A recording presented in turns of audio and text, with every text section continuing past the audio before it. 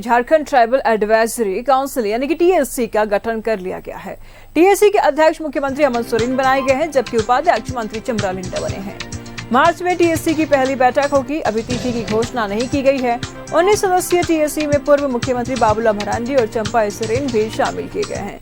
TSC में कुल 15 विधायक सदस्य के रूप में रखे गए हैं। ये विधायक है professor Stephen Marandi, Alok Kumar Soren, Louis Marandi, Sanjeev Sardar, Sonaram Sinku, जगत मांझी, दशरथ गगराय, सुदीप गुड़िया, राम सूर्य मुंडा, राजेश कच्छप, जिगा सुसारन होरो, नमल विक्सन कुंगाड़ी और रामचंद्र सिंह। मनोनीत सदस्य के रूप में पोटका निवासी जोसाई माडी और राजी किन नारायण उरांव को शामिल किया गया है।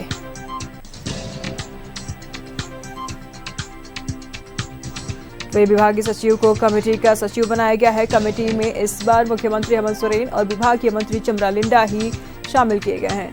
अनुसूचित जनजाति से आने वाले अन्य मंत्रियों को कमेटी में नहीं रखा गया है और इनकी जगह पर आदिवासी विधायकों को कमेटी में रखा गया है।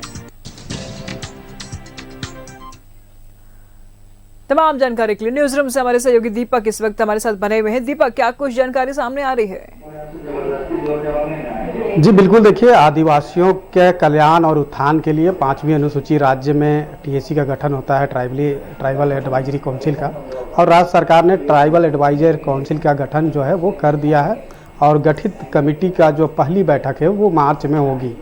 ट्राइबल एडवाइजरी काउंसिल में जो गठन किया गया है उसमें मुख्यमंत्री समेत कुल 19 लोग होंगे, जिसमें मुख्यमंत्री जो है इसके पदेन अध्यक्ष होंगे और आदिवासी कल्याण मंत्री चमरा लिंडा जो है वो इसके उपाध्यक्ष होंगे। इसके अलावा 15 विधायक है और 2 मनोनीत सदस्य। 2 मनोनीत सदस्य में एक नारायण उरांव है और दूसरा जोसाई माडी है।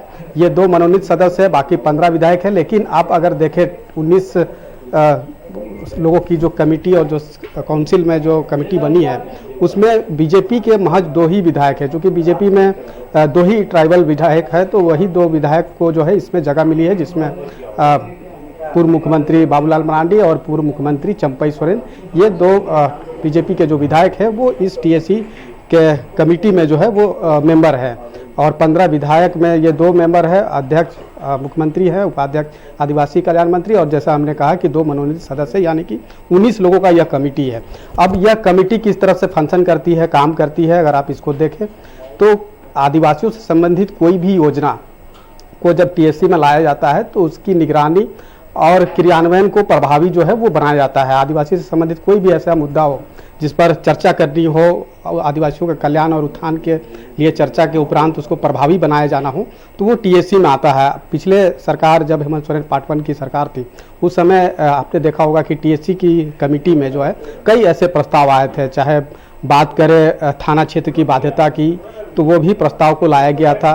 इसके अलावा आदिवासियों को बैंकों से कैसे ऋण दिलाया जाए, लोन दिलाया जाए ताकि आदिवासी समाज भी जो है बिजनेस व्यापार में आगे बढ़े, तो उसका प्रस्ताव को भी जो है टीएससी में लाया गया था, चर्चा की गई थी और 5 सदस्य कमेटी बनी थी। हालांकि वो प्रभावी रूप से प्रभावी नहीं हो पाया, लेकिन ऐसे मुद्दा को लाया गया था। क्योंकि अगर आप देखें झारखंड प्रदेश में तो आदिवासियों की जो सीएनटी जमीन है उसकी खरीद बिक्री गैर आदिवासी नहीं कर सकते। यहाँ तक कि एक आदिवासी दूसरे आदिवासी के बीच में भी जमीन खरीद बिक्री नहीं हो सकती है। थाना क्षेत्र की अधीन ही जो है वो हो सकता है, थाना क्षेत्र के बाहर नहीं कर सकते हैं। तो वैसे में दूसरे राज्य के जो दूसरे जिलों से या दूसरे जगह के जो आदिवासी है जो दूसरे थाना क्षेत्र से बिलोंग करते हैं, वो दूसरे थाना क्षेत्र में अगर जमीन खरीदारी करना चाहते हैं, बसना चाहते हैं, तो वो नहीं खरीद सकते थे, नहीं बस सकते हैं। तो इसको लेकर के थाना क्षेत्र की जो बाध्यता है उसको खत्म करने को लेकर के काउंसिल में चर्चा की गई थी और उस पर जो है उसको प्रभावी बनाया जाना था, लेकिन नहीं बनाया जा सका। इसके अलावा जैसा कि हमने कहा भी कि बैंकों से ऋण दिलाने से संबंधित जो योजना से संबंधित जो प्रस्ताव लाया गया था उस पर भी गहन चिंतन मंथन हुआ था।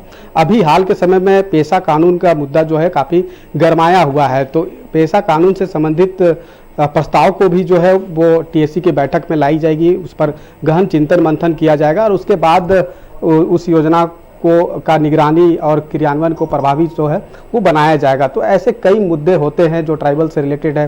कई ऐसे जनजाति है जो विलुप्त होने के कगार पर है, उनकी जनसंख्या जो है दिनों दिन घट रहा है, तो उस पर भी चिंतन मंथन अगर करना हो तो वो टीएससी की बैठक में जो है चिंतन मंथन किया जाएगा, जो कमेटी और काउंसिल में जो सदस्य है, अध्यक्ष उपाध्यक्ष है, इन सबके बीच चर्चा होगी। उसके उपरांत ही जो है उसको जो है पास करके कैबिनेट में भेजा जाएगा और कैबिनेट में जब पास होगा उसके बाद फिर वो प्रभावी रूप से लागू होगा। तो ऐसे कई मुद्दे होते हैं जो ट्राइबल से रिलेटेड होते हैं और ट्राइबल को ही कहीं ना कहीं उसके कल्याण और उत्थान के लिए ये कमेटी बनती है और ये कमेटी गठित हो गई है। मार्च में बैठक होगी तो देखना होगा कि कौन कौन से प्रस्ताव जो है वो टीएससी की बैठक में लाई जाती है और उस पर परिचर्चा के बाद जो है किस तरह से उसका निगरानी और क्रियान्वयन को प्रभावी बनाया जाता है, ये देखने वाली बात होगी। राज्य सरकार ने टीएससी का गठन कर दिया है जिसकी पहली बैठक जो है मार्च में होगी। ठीक है दीपक, नजर बनाए रखेगा, लगातार हम आपसे जानकारी लेते रहेंगे। फिलहाल बहुत बहुत शुक्रिया आपका तमाम जानकारियों के लिए।